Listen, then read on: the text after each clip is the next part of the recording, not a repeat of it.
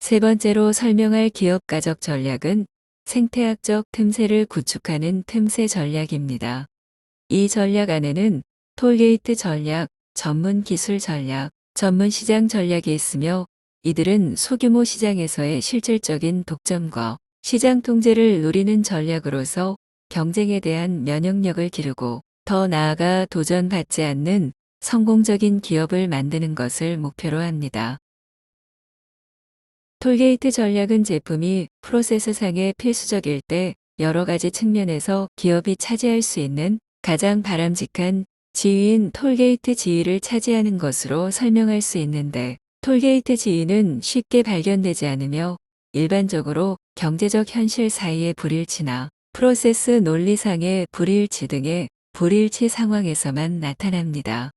또한 톨게이트 지위는 생태학적 틈새 확보 이후 큰 성장이 발생하지 않는 정태적 지위인데, 이는 심각한 한계와 중대한 위험을 가지게 합니다.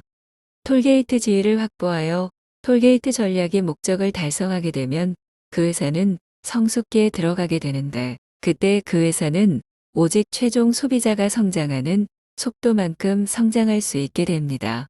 즉, 톨게이트 지위를 차지한 기업은 제품의 특성과 관계없이 제품의 수요가 그것이 원재료로 사용되는 프로세스 혹은 제품의 수요에 따라 결정되기 때문에 스스로 사업의 확대 혹은 통제를 하는 것이 불가능해지는 것입니다. 따라서 톨게이트 지위를 차지한 기업은 언제나 빠른 속도로 쇠퇴하게 될 가능성도 배제할 수 없다는 한계이자 위험을 가지게 됩니다. 또한 톨게이트 지위는 공격하기가 어려워 쉽사리 함락되지 않는다는 뜻의 난공불락으로 설명되기도 하지만, 함락되지 않는 것은 매우 좁은 시장이 원인이 되고 그러한 작은 톨게이트 전략 시장의 좁은 반경 내에서만 통제가 가능하다는 단점도 나타납니다. 마지막으로 톨게이트 지위는 독점적 지위의 성격을 띠지만, 독점적 지위를 남용해 고객에게 정직하게 다가가지 않는 것은 소비자들이 다른 공급자를 그 사업에 끌어들이게 하고 많은 소비자들이 훨씬 못한 대체품으로 전환하게 만들 수 있습니다. 다음으로는 전문 기술 전략으로 전문 기술 분야의 회사들이 그들의 전문 기술 틈새 시장에서 지배적 지위를 획득하고 그 지위를 유지하도록 하는 전략을 말합니다. 전문 기술 전략은 매우 크고 독특한 시장으로 유지되며, 전문 기술의 틈새 시장은 새로운 것이 시작되는 아주 초기 시기에 확립되어야 하기 때문에 그 타이밍이 핵심입니다. 전문 기술 틈새 시장의 경우에 우연히 발견되는 경우는 거의 없으며 체계적인 조사에 의해 발견되어 색다른 기술을 요구합니다.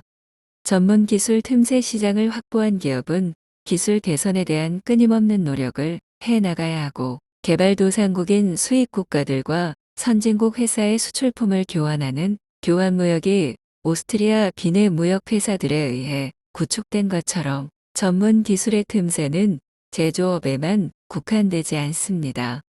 이러한 특징들을 통해 전문 기술 전략이 성공하기 위해서는 새로운 추세, 산업 또는 시장에 대한 체계적 분석과 구체적인 혁신적 공헌이 결합한 뒤 제품 및 서비스 개선을 위한 지속적인 노력과 획득한 주도권의 유지 능력이 있어야 함을 알 수 있습니다. 반면 전문 기술 전략은 급속히 성장하는 새로운 기술, 사업 및 시장에서 고도로 유리한 지위에 있지만, 그들이 가지는 시간적, 영역적 한계가 전문 기술 틈새 시장의 성공 기회와 실패, 위협 사이에 최적의 비율을 제공합니다. 그 한계는 전문 기술 틈새 시장의 점유자는 좁은 행동 범위를 지켜야 한다는 것입니다. 그리고 전문 기술 틈새 시장의 점유자는 다른 제품 또는 서비스에서 부품으로 작용할 자신의 제품이나 서비스를 시장에 내놓기 위해 누군가에게 의존해야 하기 때문에, 다른 누군가의 산업이 쇠퇴하면 전문 기술 틈새 시장 또한 무너질 가능성이 크다는 것이 있습니다. 마지막으로 모든 전문 기술 틈새 시장 제조업체가 가지고 있는 전문 기술이 일반 기술이 되어버릴 가능성을 배제할 수 없기 때문에 전문 기술의 전문성이 상실될 수 있다는 한계가 존재합니다.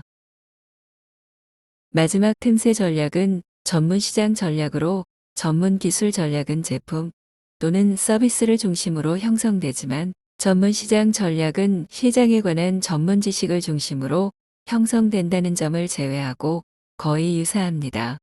전문 시장 전략은 대단한 발명이나 고도의 기술보다는 시장 조사에 기초하여 누구나 사용할 수 있는 기술들을 활용합니다. 전문 시장 틈새 전략의 요건과 한계는 모두 전문 기술 틈새 전략의 그것과 동일하며, 두 전략의 가장 큰 위험은 결국 성공 그 자체인데, 전문 시장이 대중시장으로 성장하는 것으로, 전문 시장이 대중시장으로 성장하면 전문 시장이 가지고 있던 독점적 지위를 빼앗기고 치열한 경쟁으로 이어지게 됩니다. 이것이 코티의 화장품 시장 사례에서 잘 드러나는데, 코티는 제1차 세계대전이 가져온 화장품에 대한 태도 변화를 빠르게 인식하여 전문 시장 전략을 통해 1920년대 중반까지 유럽과 미국, 양국의 화장품 시장에 독점적 지위를 구축했습니다. 그러나 대공황 시기 화장품 시장이 대중시장으로 폭발적 성장을 기록하면서 코티가 지배했던 전문 시장이 고급품 시장과 대중품 시장으로 세분화되고, 시장상에서 코티의 위치는 불분명해졌고, 치열한 경쟁 속에서 코티는 그들의 위치에 대해 방향성을 잃게 되었습니다.